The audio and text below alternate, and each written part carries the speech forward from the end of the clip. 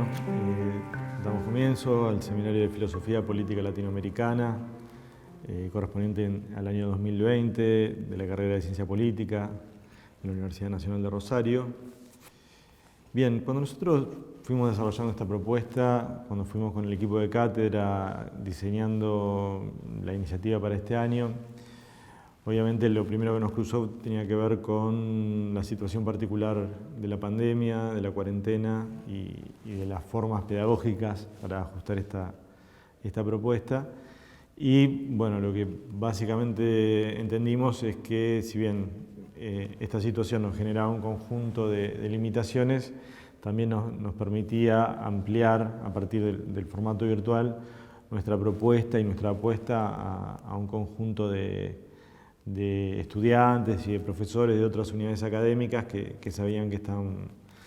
que estaban interesados en la temática.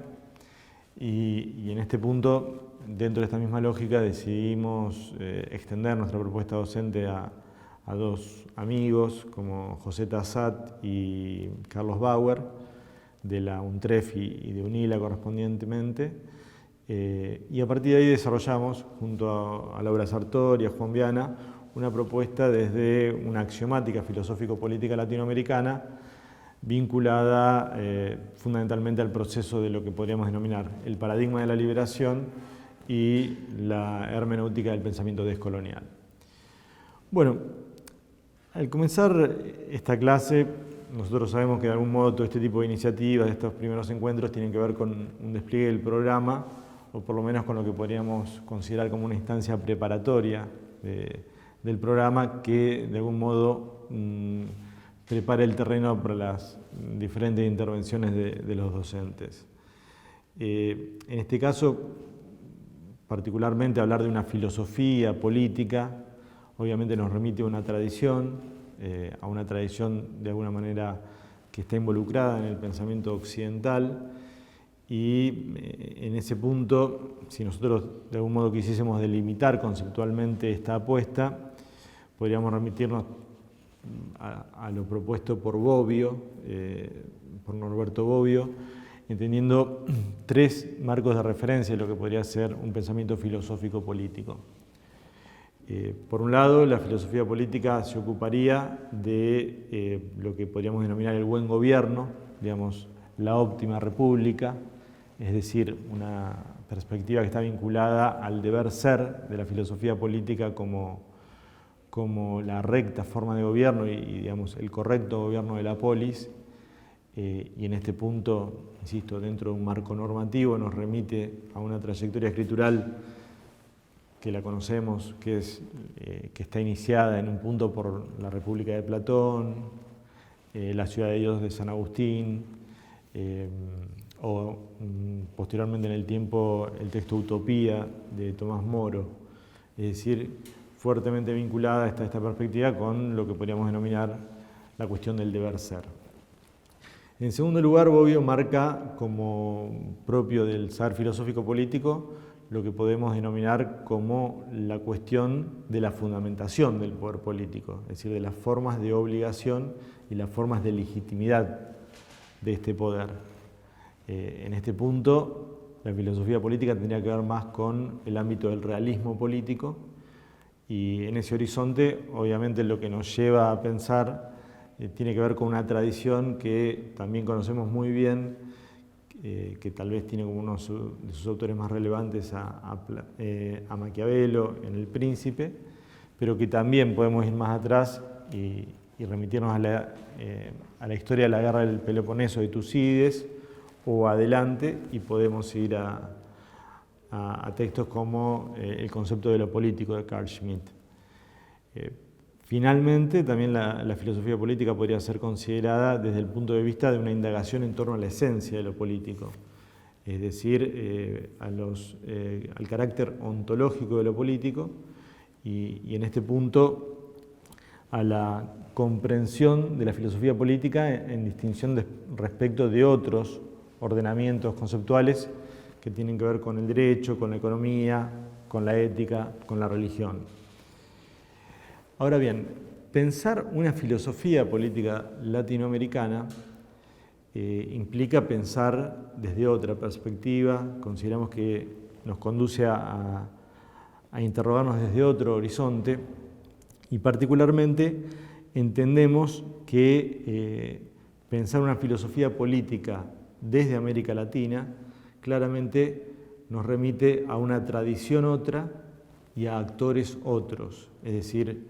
nos corre desde ese universo que estaba Platón, Aristóteles, San Agustín, Santo Tomás, Rousseau, Locke, que tal vez más cerca en el tiempo nos puede llevar a pensar en Agamben, en Laclau, en Espósito,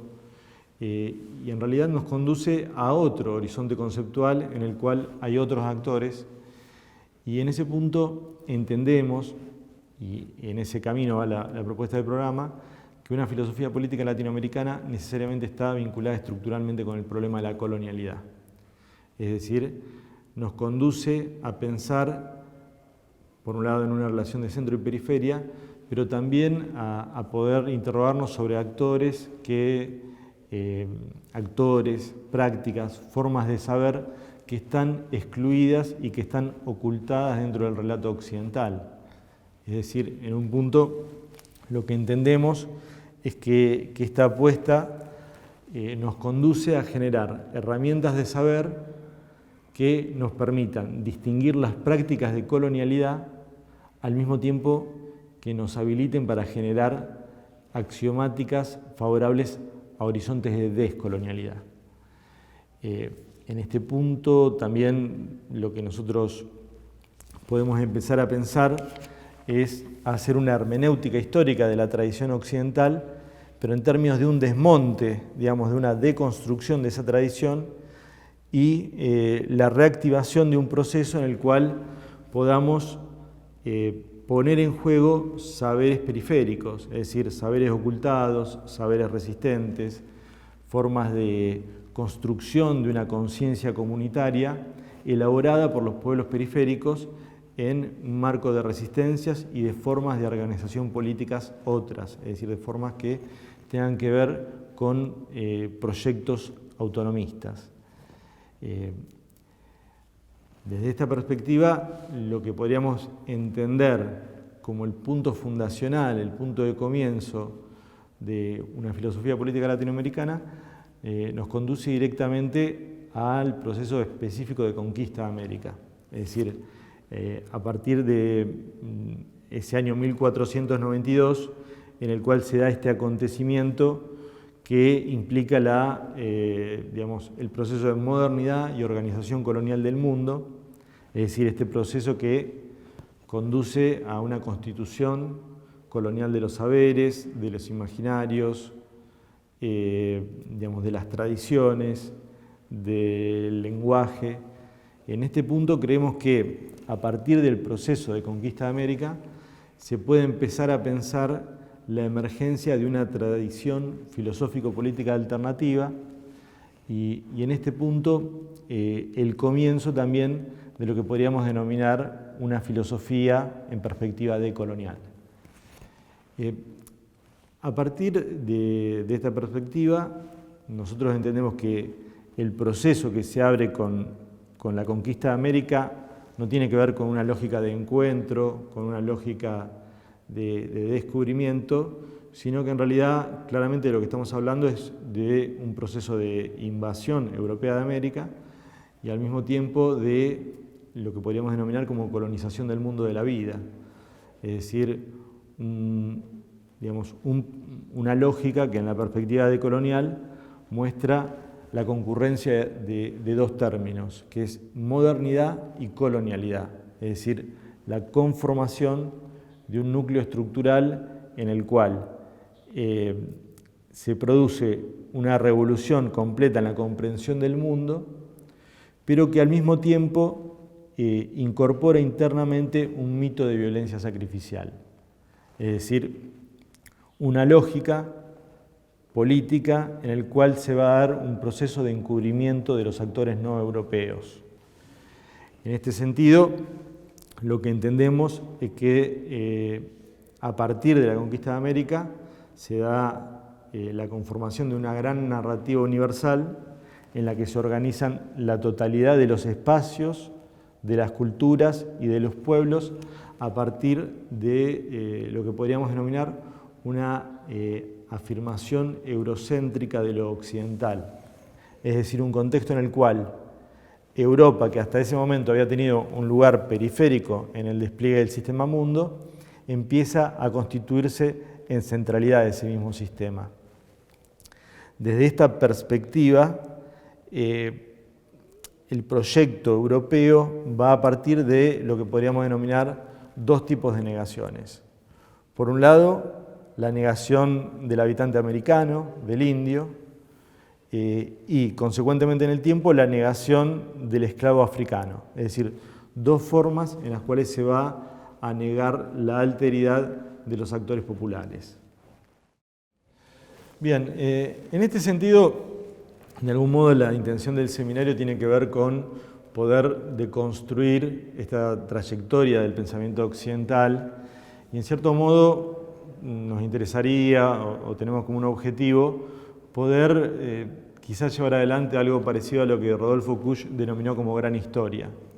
Es decir, como la posibilidad de desmontar el relato occidental, fundamentalmente constituido a partir del imaginario iluminista y de progreso, y poder reconformar o reconfigurar una historia alternativa que podría ser la historia de los pueblos de América Latina,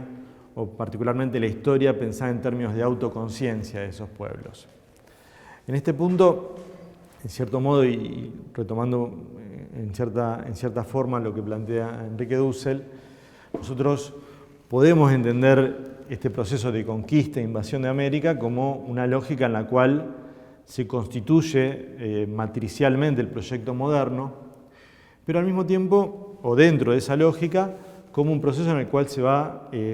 autofundando la filosofía moderna. Es decir, esto también en cierto modo lo ha planteado Amelia Podetti, entender que de alguna forma el proceso de constitución de la modernidad es un proceso dual, un proceso que en cierto modo nos conduce a la lógica que se va desarrollando en Europa en ese contexto, pero que de algún modo se va desplegando primigeniamente a partir de la lógica de conquista en el continente americano. Esta lectura dual del proceso moderno, y que fundada y parida a partir del proyecto de conquista, puede ser vista especialmente en lo que podríamos denominar el proceso de constitución de la subjetividad moderna.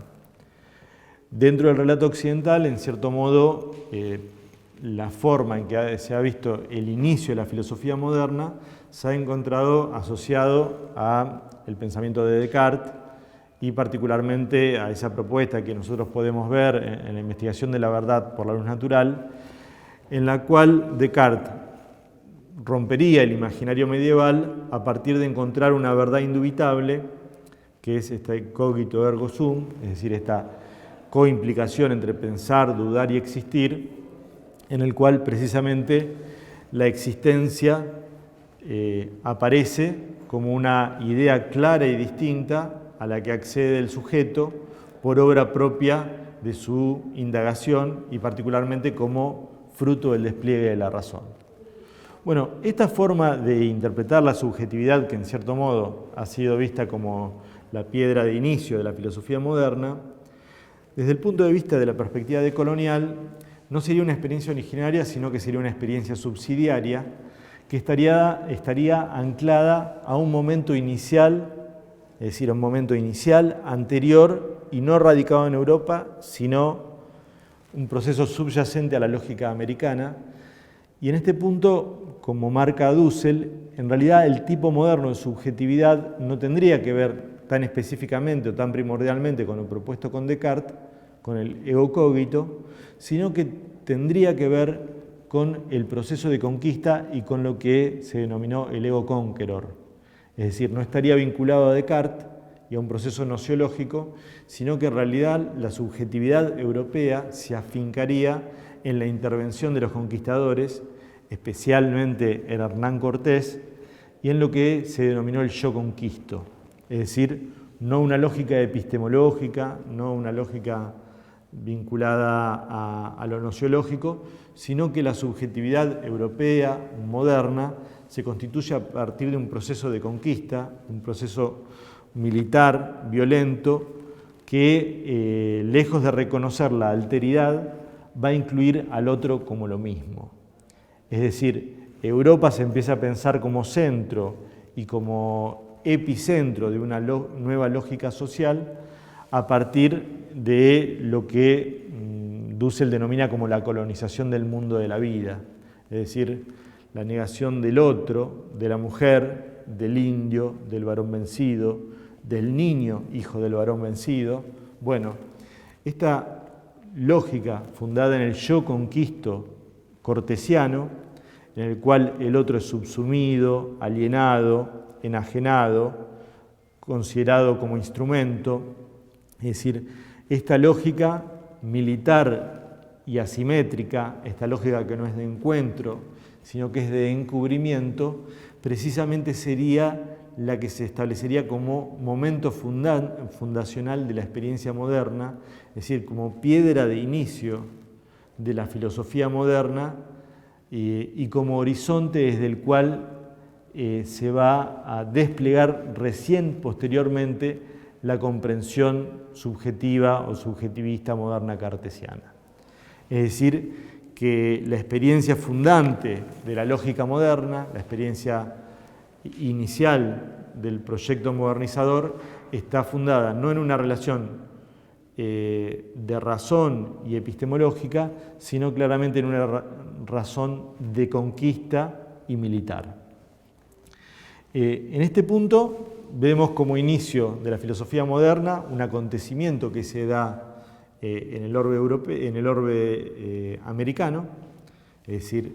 iniciando desde el nuevo continente, desde el nuevo mundo, como una lógica de colonización,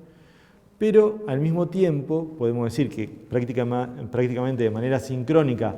a la que se constituye como una lógica de dominación, aparece también desde el orbe latinoamericano el primer germen de lo que podríamos denominar un pensamiento decolonial, particularmente con la aparición del pensamiento de Bartolomé de las Casas. En este punto, el pensamiento lascasiano aparece como, o se instituye como, la primera iniciativa emancipatoria y sobre todo como el primer proyecto efectivamente decolonial desde el ámbito intelectual.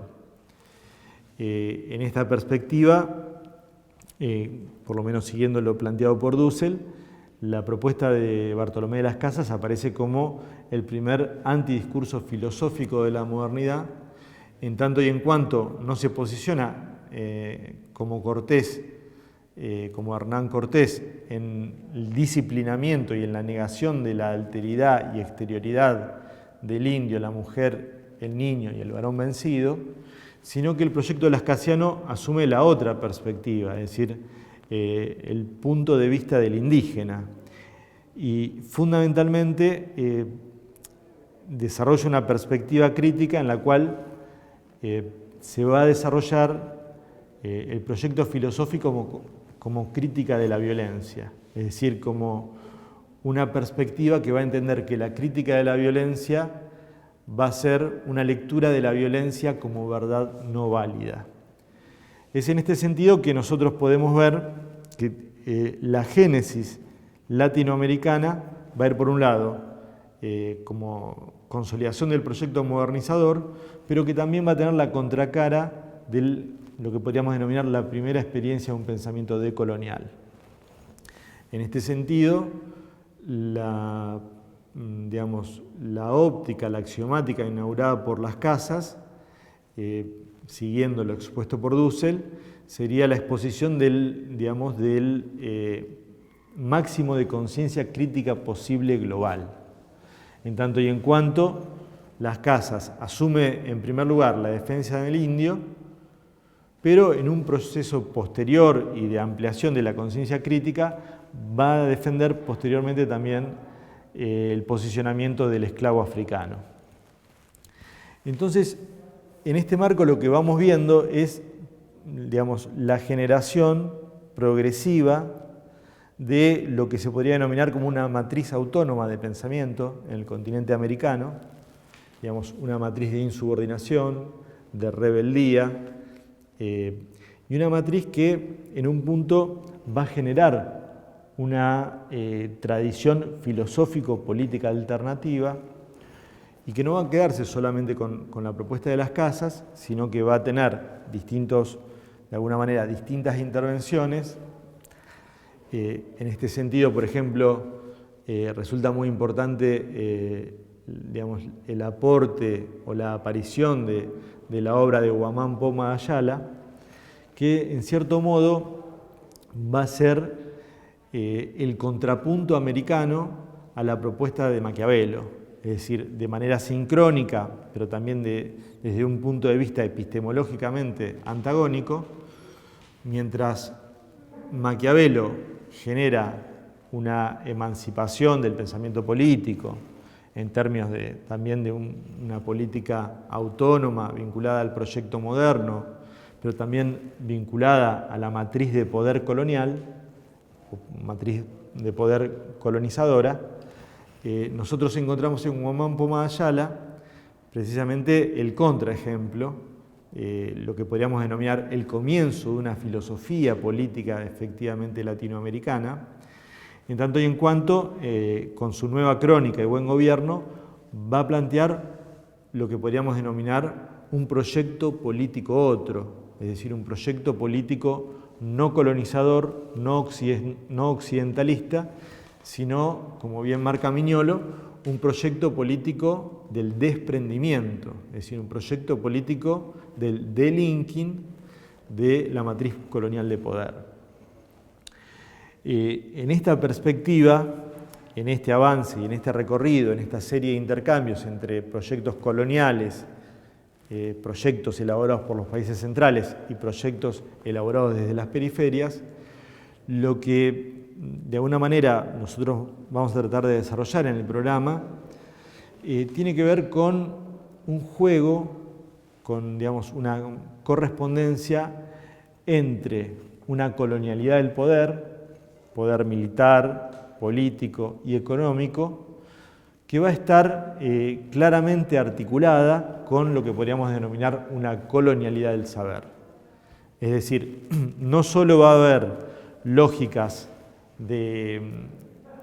dominación política, militar y económica, sino que estos proyectos van a estar fuertemente sostenidos por lo que podríamos denominar un conjunto de epistemologías imperiales que van a garantizar esas mismas relaciones de poder. Entonces,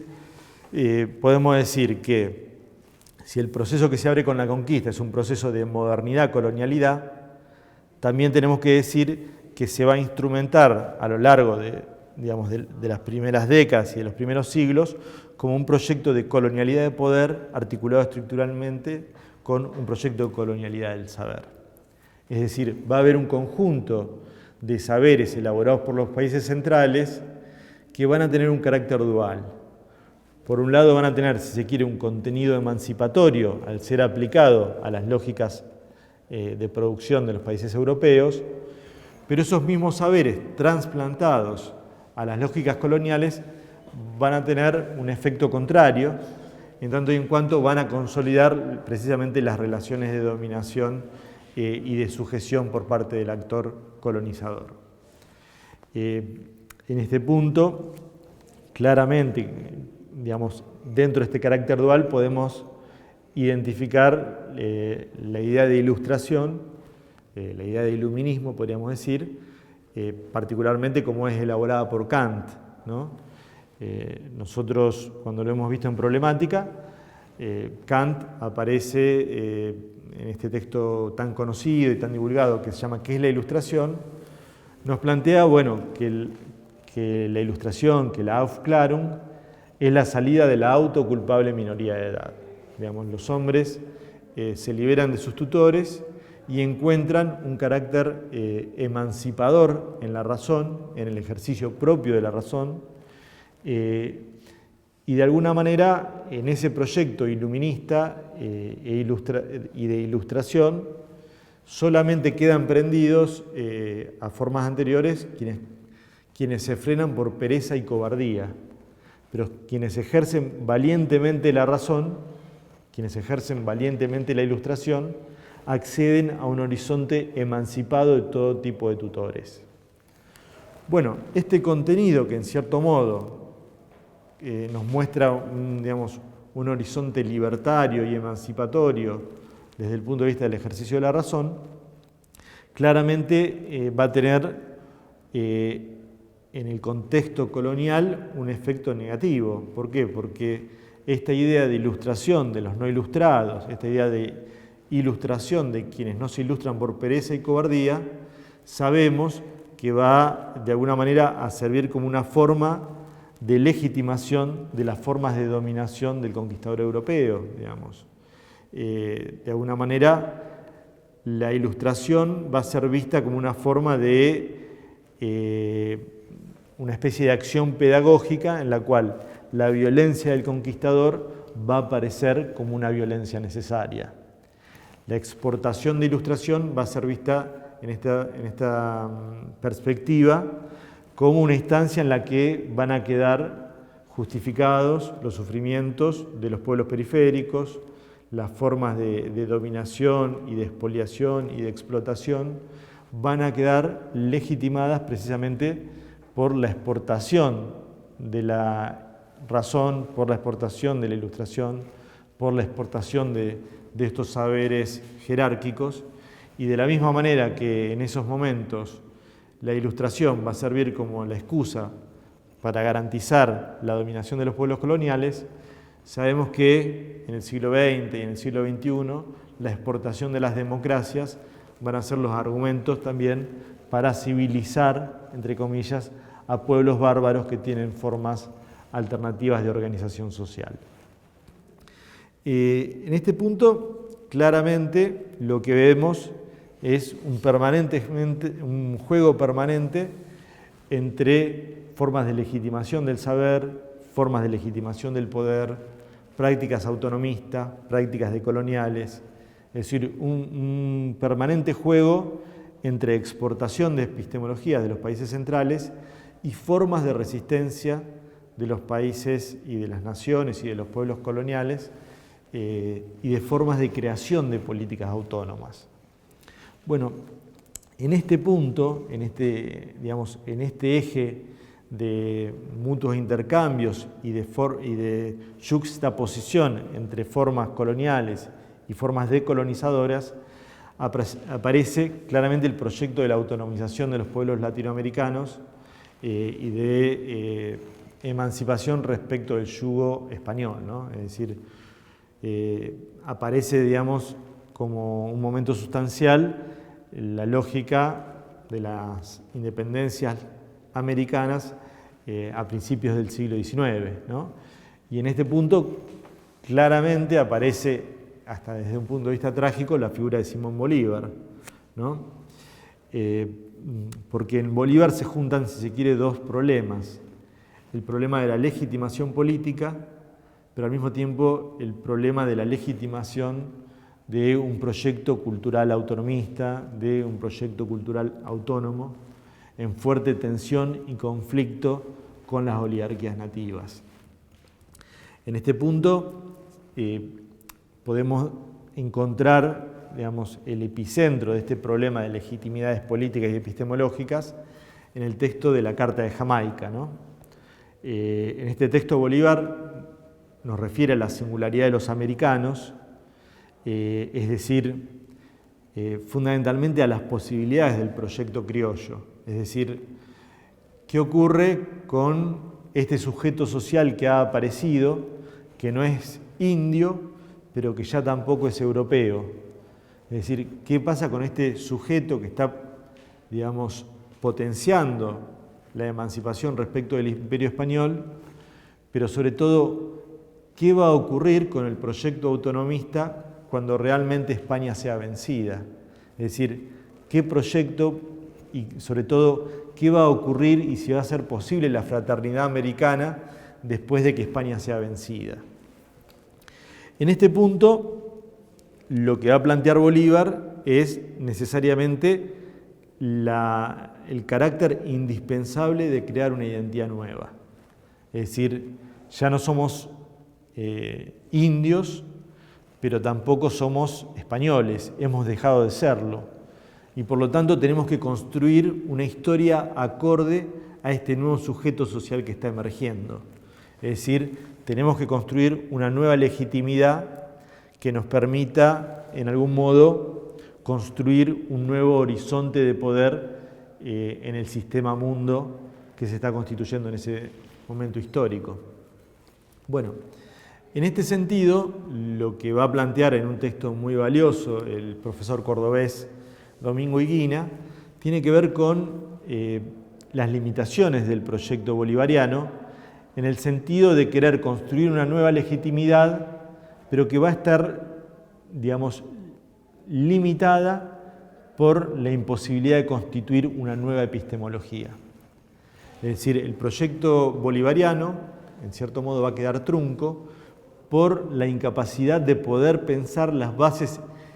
epistemológicas decoloniales de esta nueva identidad que se estaba creando. Y en este punto, quien va a tomar el camino que no logra completar Bolívar es Simón Rodríguez. En Simón Rodríguez, de alguna manera, se empieza a encontrar las bases de lo que podríamos denominar una nueva epistemología decolonial, en tanto y en cuanto va a tratar de construir, digamos, unos nuevos fundamentos del ser y del saber, pero sobre todo va a tratar de conformar una nueva epistemología que sea antagónica respecto de las epistemologías imperiales. Es decir, para Simón Rodríguez, que va a hablar de la nueva, de la América española, de lo que se va a tratar es no solo de superar las epistemologías propias del mundo colonial hispánico, sino también de poder generar un nuevo horizonte epistemológico que supere y que, de alguna manera, clausure las epistemologías coloniales como eran la francesa y como eran la inglesa. En este punto, lo más interesante del planteamiento de Simón Rodríguez tiene que ver con la posibilidad de generar una epistemología que parta no de abstracciones, es decir, no de un mero proceso ideológico de transplantación de saberes eurocéntricos, sino precisamente de lo que se va a tratar es de partir de saberes forjados en el suelo americano. Es decir, en la perspectiva de Simón Rodríguez, de lo que se trata es de un proceso de invención, pero no desde invención desde la nada, sino precisamente desde invención de los actores realmente existentes en el orbe americano, es decir, de los criollos, de los esclavos, partir de la lengua, de las castas, de la religión, es decir, una epistemología del estar ahí, es decir, de los actores realmente existentes en el ámbito latinoamericano, pero particularmente de los actores pobres. Es decir, de lo que se trata es de una epistemología que pueda responder por qué piden pan los niños. Es decir, una epistemología que parta de los sujetos relegados del orden colonial y precisamente que superen las limitaciones, en cierto modo, del proyecto de Bolívar, aportando y apostando a una identidad nueva, pero que tengan un rol protagónico sujetos nuevos. Como sabemos, este ensayo de una epistemología decolonial va a quedar trunco en el siglo XIX. Sabemos que las oligarquías van a mantener relegados los actores populares del periodo decimonónico, como se puede ver en literaturas como las que se van dando también en Brasil, por ejemplo con la novela de João Guimarães Rosa, Gran Sertón Veredas, o con un texto similar dentro de la tradición escritural rioplatense como es el Martín Fierro, de José Hernández. Vamos a poder ver precisamente en las lógicas que se van desplegando en el siglo XIX que estas oligarquías nativas van a mantener un proyecto disciplinador respecto a los sectores populares y que al mismo tiempo van a reproducir epistemologías de carácter imperial, ¿no? fundamentalmente el siglo XIX latinoamericano va a ser un siglo XIX que va a estar recorrido por 3 epistemologías emblemáticas, como van a ser el iluminismo, a principios, sobre todo del proyecto independentista, el romanticismo y fundamentalmente la lógica con mayor grado de disciplinamiento social que elaboraron las oligarquías, que tiene que ver con lo que es el proyecto positivista, ¿no? Un proyecto que, como sabemos, va a tener una fuerte irradiación en el Río de la Plata, en Argentina, en Uruguay, pero que también va a tener fuertes lógicas de despliegue en Brasil y en México. El marco de este proyecto, que nosotros lo conocemos muy bien y que en Argentina tiene cultores muy emblemáticos como José María Ramos Mejía, José Ingenieros, Miguel Cané. En un punto, este proyecto imperial, epistemológico imperial, sabemos que va a tener un punto de referencia en las doctrinas racialistas, digamos, va a ser un pensamiento con un fuerte imaginario racista, y que en cierto modo va a tomar este biopoder como una de las formas por excelencia del disciplinamiento político y social. Y bueno, en cierto modo, para no extendernos tanto y empezar a desplegar una lógica más contemporánea y de cierre de esta clase, podemos decir que si bien el siglo XIX va a estar colonizado epistemológicamente por el iluminismo, el romanticismo y especialmente por el positivismo, podemos ver al final de este siglo, de este siglo XIX, la emergencia o el horizonte de un nuevo proyecto popular latinoamericano y a la vez con una epistemología otra, es decir, con una epistemología popular y antiimperial, en la propuesta de José Martí. Si bien hay horizontes también como el de Francisco Bilbao a mediados del siglo XIX, podemos ver en el proyecto de Martí la posibilidad de rehabilitar el proyecto latinoamericano a partir también de tal vez 2 nuevas situaciones. Por un lado, la conciencia de que hay un nuevo actor social, un nuevo actor político o geopolítico que va a tener relevancia central en el continente, que es Estados Unidos. Es decir, ya el problema no es de la amenaza inglesa o francesa, sino que hay claramente el despliegue de un nuevo actor colonizador, un nuevo actor conquistador, que son los Estados Unidos, y que quizá el que primero lo empieza a ver de manera clara es Martí. Y en ese sentido vamos a encontrar una epistemología nueva, porque esta epistemología va a desmontar el dispositivo racista, positivista, y va a entender por primera vez de manera clara que la construcción de una nueva identidad social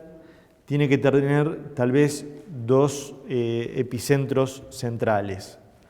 Por un lado, tiene que volver a pivotear sobre el sector popular, es decir, el proyecto autonomista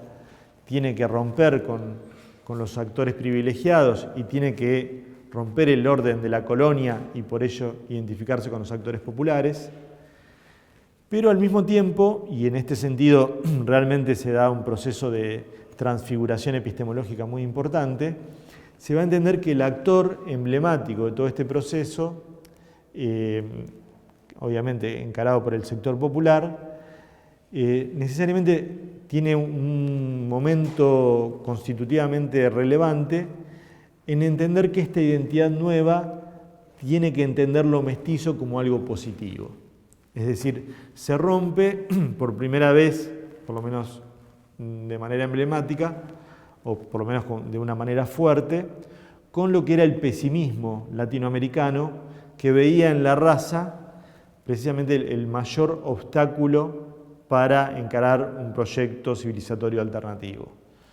En este caso, sobre todo en un texto de 1891, que es conocido por todos o por muchos, que se llama Nuestra América, claramente Martí se corre del paradigma racialista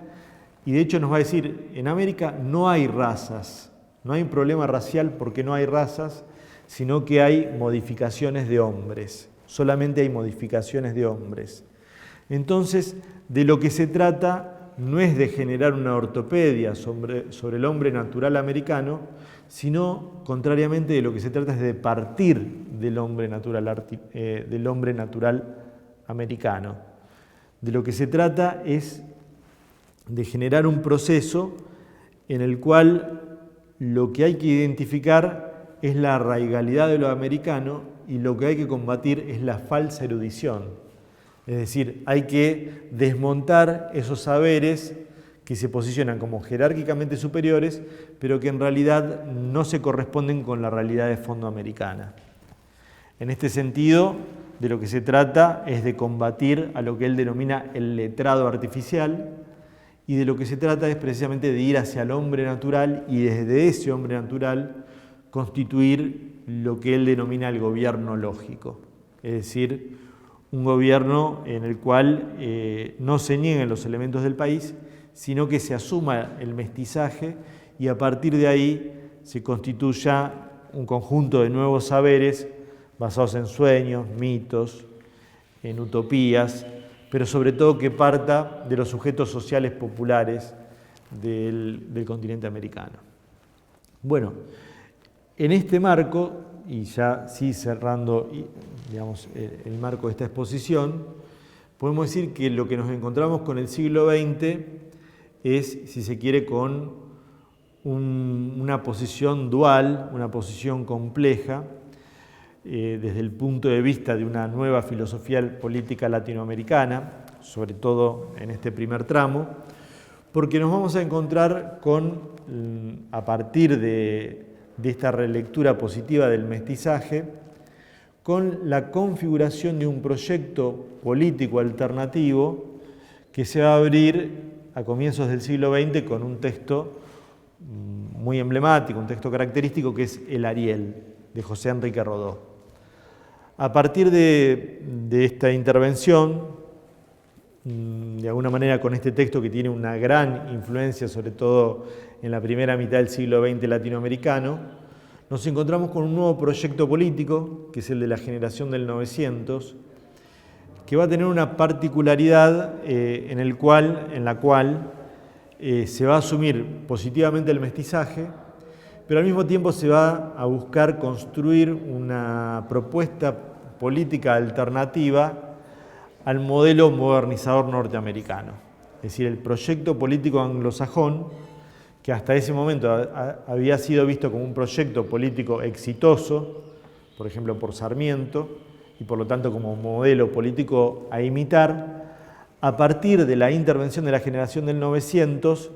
va a ser visto como un proyecto que, si bien es exitoso, no se corresponde con las formas identitarias del proyecto latino. En este sentido, lo que vemos con esta trayectoria política, filosófico-política que se abre con la axiomática de Rodó, es el intento de generar un proyecto modernizador alternativo, de alguna manera que va a recuperar los ideales del humanismo europeo. Es decir, un proyecto que busca distanciarse de Estados Unidos y que trata de construir un horizonte geopolítico de lo que se podría denominar como una modernización latinoamericana. Una modernización que en un punto va a ser vista a partir de toda una generación, porque tenemos que decir que lo que se abre con Rodó y particularmente con esta obra que es El Ariel, es todo un proyecto político y geopolítico en el cual van a construirse una serie de intervenciones de figuras como las de Manuel Ugarte, José Vasconcelos, Francisco García Calderón, Enrique Sureña, es decir, todo un proyecto político que va a empezar a pensar la posibilidad de una modernización latina, una modernización latinoamericana, alternativa al proyecto norteamericano, ¿no? Una propuesta en la cual se va a plantear un horizonte de democratización, de digamos, va a haber un eje muy importante en la participación política de la juventud. Aquí se inventa la juventud como actor político, como se va a ver en la reforma de 1918, la reforma universitaria. Y lo que nos vamos a encontrar es fundamentalmente con una experiencia que va a ser el antecedente de los nacionalismos populares que se van a ir dando en América Latina con posterioridad. Ahora bien, este proyecto de la generación del 900, debemos decir, en función de la perspectiva de la decolonialidad, que si bien trata de generar una modernidad alternativa, no constituye un horizonte crítico o radicalmente crítico del proyecto moderno, sino que va a tratar de constituir una modernidad otra, pero dentro del proyecto eurocéntrico y particularmente de lo que se conoce como lo que podríamos denominar el proyecto humanista europeo. En ese sentido no nos encontramos con una crítica radical al proyecto moderno colonial, pero sí nos encontramos con una lógica que va a desarrollar fuertemente una conciencia antiimperialista, ¿no? Se va a desplegar un proyecto anti-norteamericano y en el cono sur, particularmente en Argentina, también anti-británico, pero en este punto debemos decir que no hay detrás del proyecto de la generación del 900 una propuesta de una epistemología alternativa. En este sentido, lo que nos vamos a encontrar es con podemos decir que la posibilidad de un horizonte epistemológico alternativo en América Latina vuelve a ser retomada en términos descolonizadores, por un lado por la propuesta de Mariátegui en la década del 20 y del 30, y sus irradiaciones, a partir de la actualización de la problemática del indígena y de los contenidos míticos que se van dando dentro de esa propuesta. Y en Argentina particularmente entendemos que se va constituyendo, tal como marcó Jorge Torres Rollero, una epistemología descolonial a partir de las intervenciones de Forja, es decir, de la Fuerza de Orientación Revolucionaria para la Joven Argentina. Este sector, que de algún modo va a ser un sector de clase media, vinculado también a la experiencia del aprismo en Perú, vemos que en este sector se va construyendo una epistemología descolonial, en tanto y en cuanto se va a plantear la idea de que para poder pensar un proyecto hispanoamericanista, revolucionario, también de lo que se trata es de construir no solo una práctica política transformadora, sino un nuevo método para conocer la realidad social. Es decir, en autores como Jaureche, como Raúl Scalabrini Ortiz o como Manuel Ortiz Pereira, en esa década del 30, lo que se va a entender es que de lo que se trata es de desmontar los sistemas ideológicos generados por las lógicas imperiales, particularmente la lógica del imperialismo británico, porque estas ideas que se van configurando a partir de la matriz colonial británica desfiguran realmente lo que es la realidad nacional, social latinoamericana. En este punto, de lo que se va a tratar para Forja es de generar nuevos métodos de conocer la realidad social. Particularmente dentro de esa metodología hay una intervención central en lo que es lo que se considera como el revisionismo histórico, como una forma de rever los intereses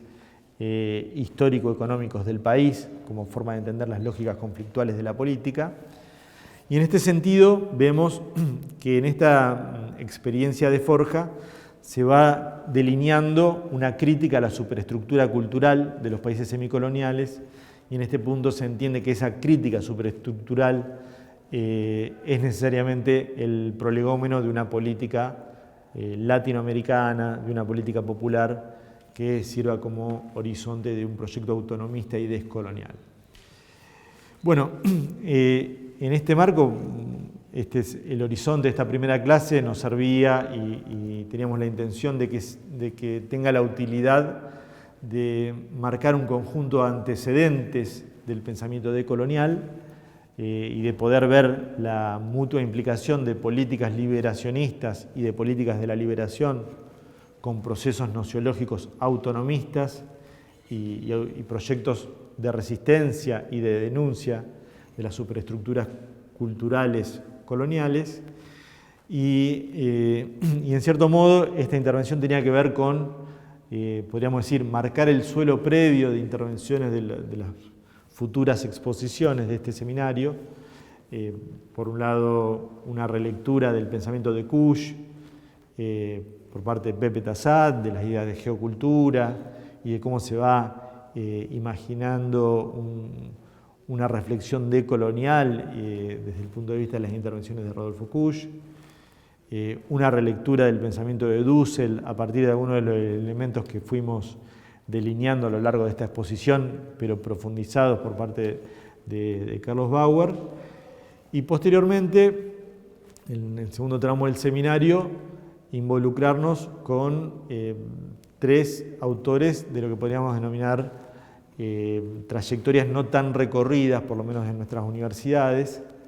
Por un lado, Laura Sartor va a trabajar la problemática de la transculturación, es decir, como uno de los elementos centrales del proyecto político, cultural, epistemológico latinoamericano, incorporando también algunas de las propuestas que nos ofrece Rita Segato. Posteriormente, bueno, en mi caso voy a tratar de involucrarme